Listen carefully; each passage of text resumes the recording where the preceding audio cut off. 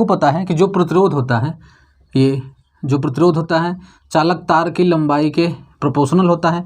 मान लेते हैं कोई चालक तार है, चालक तार की लंबाई यहाँ मैं लिख देता हूँ, चालक तार की लंबाई L है, ठीक है, और उसका अनुप्रस्थ काट का क्षेत्रफल, अनुप्रस्थ क्षेत्रफल क्या है, A है, ठीक है। अनुप्रस्थ क्षेत्रफल मैं आपको बता चुका हूँ। तो देखिए प्रतिरोध लंबाई के अनुक्रमानुपाती होता है और ये प्रतिरोध क्षेत्रफल के व्युत्क्रमानुपाती होता है। अब देखिए ये समीकरण 1 मान लीजिए, इसको समीकरण 2, अब इन दोनों को जब मिलाएंगे आप तो हो जाएगा R प्रोपोर्शनल L बटा में A।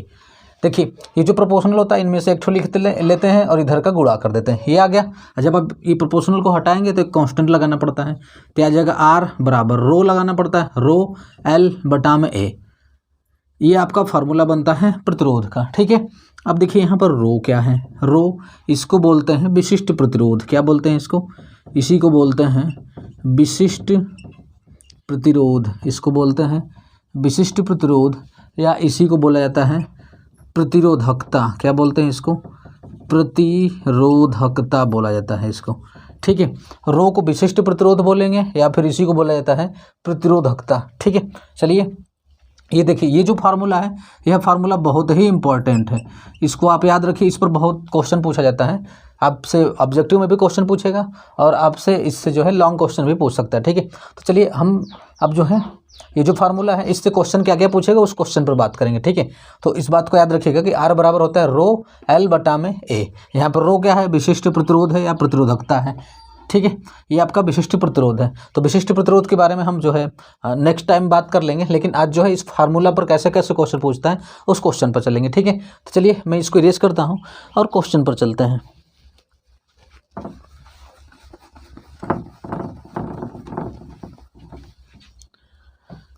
देखिए फार्मूला हमने क्या देखा, फार्मूला हमने देखा कि R बराबर रो L बटा में A।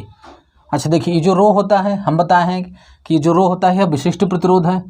विशिष्ट प्रतिरोध यह पदार्थ की प्रकृति पर निर्भर करता है, ठीक है, पदार्थ की प्रकृति पर निर्भर करता है, पदार्थ की प्रकृति पर, ठीक है, पदार्थ की प्रकृति पर निर्भर करता है। और ये जो देखो इसको विशिष्ट प्रतिरोध कहते हैं, पदार्थ की प्रकृति पर निर्भर करता है। ये अलग अलग पदार्थों के लिए अलग अलग इसका मान होता है, ठीक है।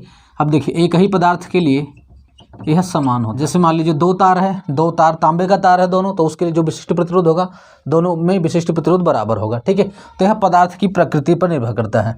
आपसे क्या बोलेगा कि मान लीजिए बोल दिया आपसे कि मैं यहाँ पर लिख देता हूँ क्वेश्चन पहले,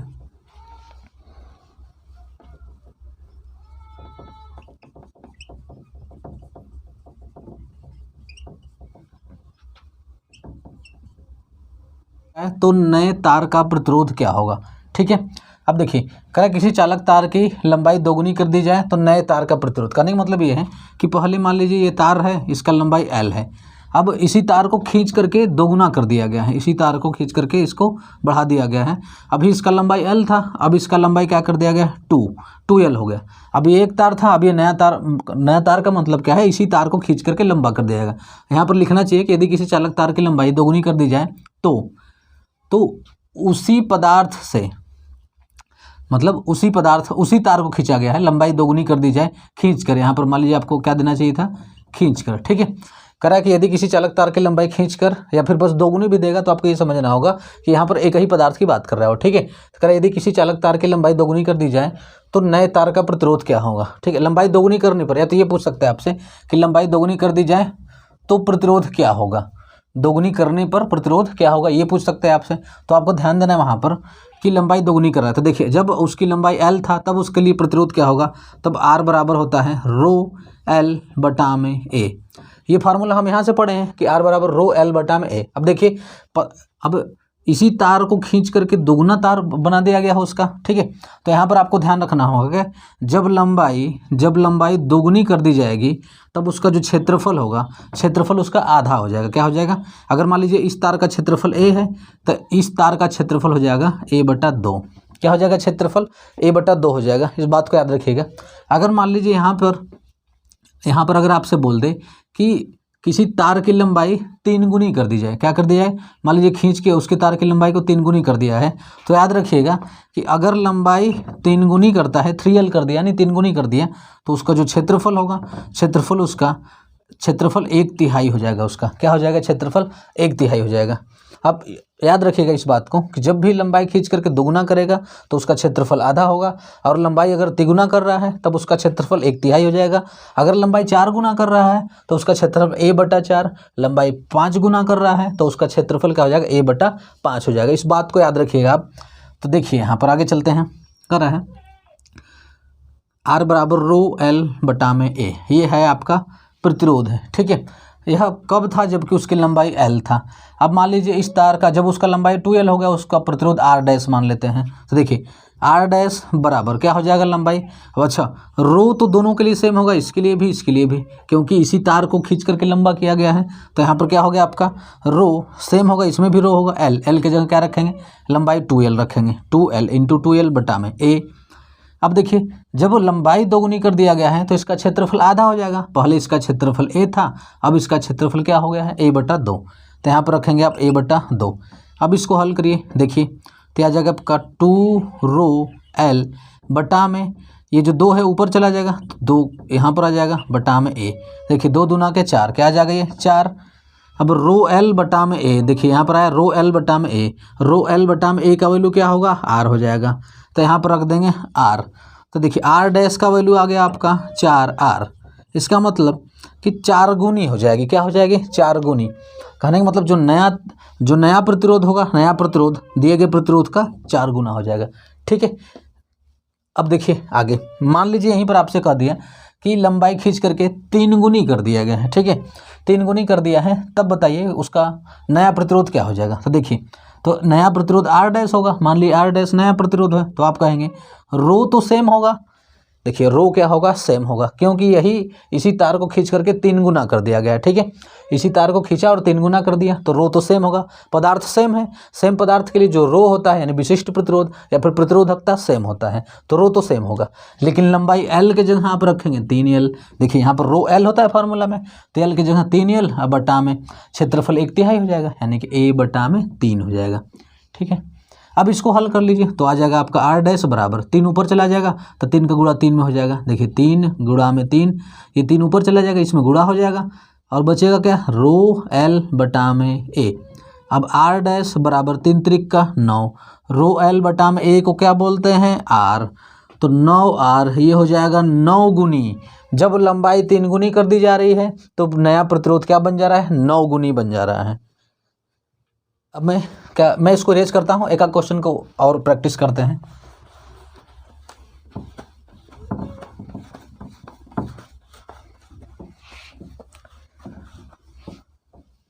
देखिए इस बात को आप समझिए। मान लीजिए यहाँ पर बोल रहा है कि लंबाई को 4 गुना कर दिया गया है, यानी 4l कर दिया गया। पहले क्या था? आप करने के लिए ऐसे भी लिख सकते हैं कि पहले उसका लंबाई क्या रहा होगा? पहले लंबाई l था और क्षेत्रफल क्या था?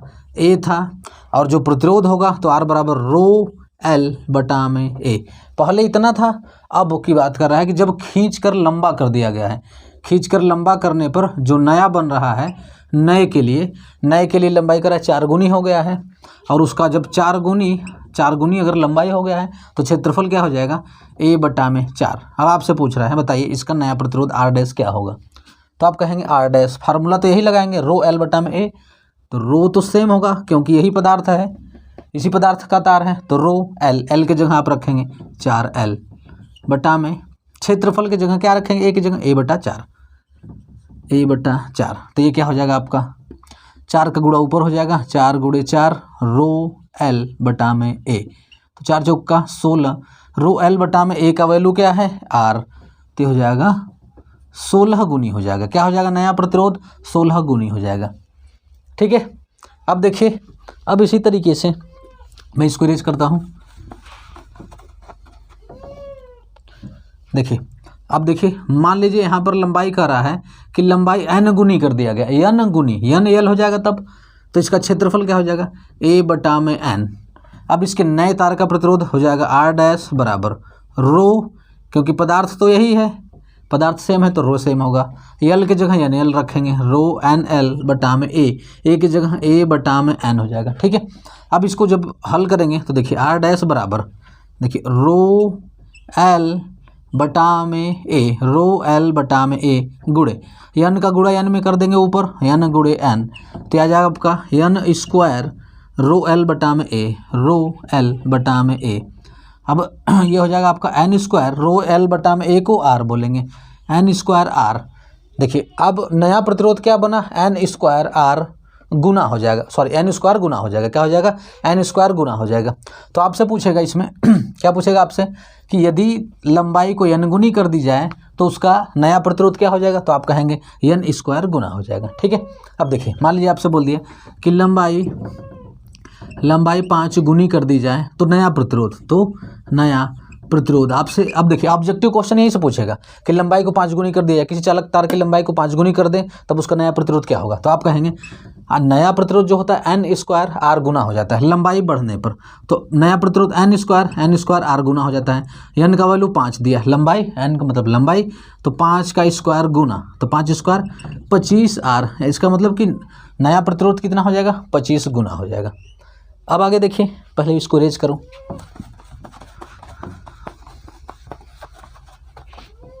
देखिए कर रहा है, मान लीजिए बोल दिया कि लंबाई 7 गुनी कर दी जाए, किसी चालक तार की लंबाई 7 गुनी कर दी जाए तो उसका नया प्रतिरोध बताइए, तो नया प्रतिरोध आर डैश मान लीजिए, नया प्रतिरोध क्या हो जाएगा, एन स्क्वायर गुना हो जाता है, यानी कि 7 का स्क्वायर गुना, 7 स्क्वायर मतलब 7 सते 49 गुना हो जाएगा, क्या हो जाएगा 49 गुना। आपसे बोल दिया कि लंबाई को 8 गुना कर देते हैं, क्या कर देते हैं, लंबाई 8 गुना, तब उसका नया प्रतिरोध क्या हो जाएगा, तो आप कहेंगे जो नया प्रतिरोध होगा आर डैश वह होता है एन स्क्वायर, यानी कि 8 का स्क्वायर मतलब 16 गुना, सॉरी 8 का स्क्वायर करने पर आएगा 64 गुना नया प्रतिरोध हो जाएगा। ठीक है, तो जब इस प्रकार से आपसे क्वेश्चन पूछेगा तो आप बड़े ही आसानी से इसको कर पाएंगे। ठीक है, चलिए अब हम दूसरा टाइप लेते हैं। अभी तो ये कहा था जब चालक तार की लंबाई को आपको बढ़ा रहा था तो आपका क्या हो जा रहा था, चालक तार की लंबाई बढ़ाने पर नया प्रतिरोध क्या हो जाएगा, यहाँ पर आप इसको फार्मूला के रूप में याद रख सकते हैं। कैसे याद रखेंगे, देखिए ये क्या है, यदि किसी चालक तार की लंबाई 2 गुनी कर दी जाए, 2 गुनी की जगह आप यहाँ पर क्या लिख लीजिए, एन गुनी कर दी जाए, तो प्रतिरोध क्या हो जाएगा, नया प्रतिरोध हो जाएगा एन स्क्वायर आर, तो आप कह सकते हैं एन स्क्वायर गुना हो जाएगा, एन स्क्वायर गुना, इतना आपको याद रखना चाहिए। अब देखिए दूसरा कॉन्सेप्ट क्या हो सकता है, दूसरा आपसे बोल सकता है कि चालक तार का क्षेत्रफल, चालक तार का लंबाई 2 गुनी तथा क्षेत्रफल यानी अनुप्रस्थ काट का क्षेत्रफल यहाँ पर आपको देगा।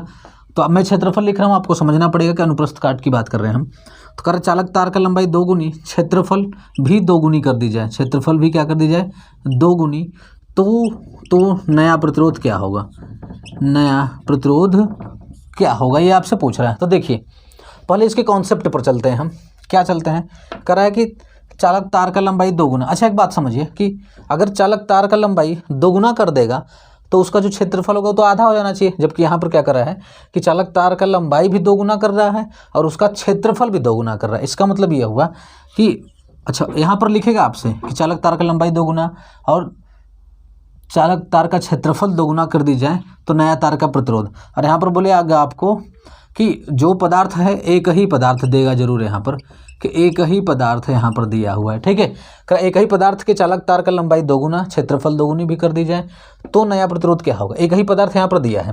तो अब देखिए क्या करेंगे आप, मान लीजिए कैसे हो सकता है ये इतना लंबा चालक तार है कोई किसी पदार्थ का, अब इसी पदार्थ का दूसरा एक तार लेकर के आया है, क्या लेकर के आया है, पदार्थ तो सेम है लेकिन यह दूसरा तार है, इस बार इसकी लंबाई 2 गुना कर दिया गया है और उसका क्षेत्रफल भी 2 गुना कर दिया है। अब पूछ रहा है कि इस चालक तार का नया प्रतिरोध क्या होगा, ये बताइए।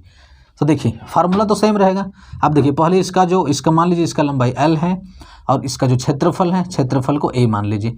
देखिए लंबाई L, क्षेत्रफल A है, तब इसका प्रतिरोध क्या होगा, इसका प्रतिरोध R बराबर रो L बटा में A, ये होगा इसका प्रतिरोध होगा।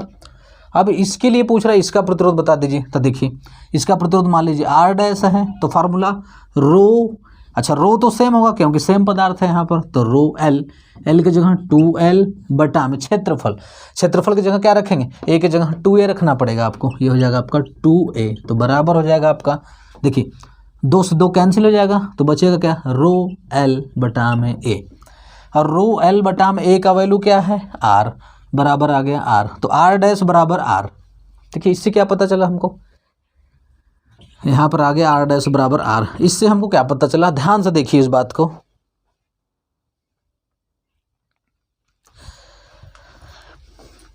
इस बात को ध्यान से समझिएगा। यहाँ पर आ रहा है आर डैश बराबर आर।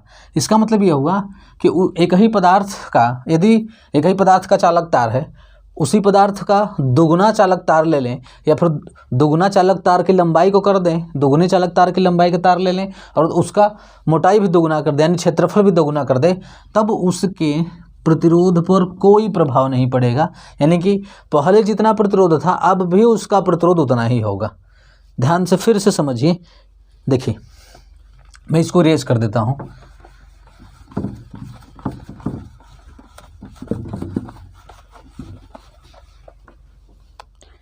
देखिए यहाँ पर मान लीजिए आपको दे दिया कि एक ही पदार्थ के लिए, यहाँ पर क्या करा है, एक ही पदार्थ की, यहाँ पर करा एक ही पदार्थ के चालक तार की लंबाई 3 गुनी कर दी जाए, यानी 3L हो गया, और उसका क्षेत्रफल भी 3 गुना कर दिया जाए, तब उसके प्रतिरोध पर क्या प्रभाव पड़ेगा। तो देखिए पहले जो मान लीजिए पहले चालक तार की लंबाई, पहले चालक तार की लंबाई L है और उसका जो क्षेत्रफल है A है। अब जिस पदार्थ का ये है उसी पदार्थ का दूसरा तार यहाँ पर लिया गया है, लंबाई 3L है और क्षेत्रफल भी 3 गुना है उसका। अब देखिए इसका जो प्रतिरोध होगा R बराबर रो L बटा में A ये होगा। जबकि इसका क्या होगा, इसका मान लीजिए R डैश है प्रतिरोध, तो R डैश बराबर रो तो सेम होगा क्योंकि एक ही पदार्थ है दोनों, रो L की जगह 3L रखना पड़ेगा आपको, बटा में 3A क्षेत्रफल, 3 से 3 कैंसिल, बचेगा क्या, रो L बटा में A। तो रो L बटा में A है आपका R का वैल्यू, तो ये आ जाएगा आपका R डैश बराबर R। इसका मतलब क्या है, इसका मतलब ये है कि जो नया प्रतिरोध है 3 गुना लंबाई और 3 गुना क्षेत्रफल करने पर भी पहले प्रतिरोध के ही बराबर है। इसका मतलब कि आप अगर जितना लंबाई जितना गुना बढ़ा रहे हैं उतने गुना क्षेत्रफल भी बढ़ाएंगे तो उसके नए तार पर भी कोई प्रभाव, प्रतिरोध का कोई प्रभाव नहीं पड़ेगा। यानी कि जितना प्रतिरोध पहले था उतना ही प्रतिरोध अब होगा। अब एक क्वेश्चन और सुनिए। मान लीजिए आपसे कह रहे हैं कि यदि कोई चालक तार है, किसी चालक तार की लंबाई को 7 गुना करा है, चालक तार की लंबाई को 7 गुना कर दिया गया है और उसके क्षेत्रफल को भी 7 गुना कर दिया गया है, तो नए तार का प्रतिरोध क्या होगा। यानी इतना करने पर नए तार का प्रतिरोध, तो नए तार का प्रतिरोध जो होगा पहले तार के प्रतिरोध के बराबर होगा, पहले तार के प्रतिरोध के क्या होगा, बराबर होगा।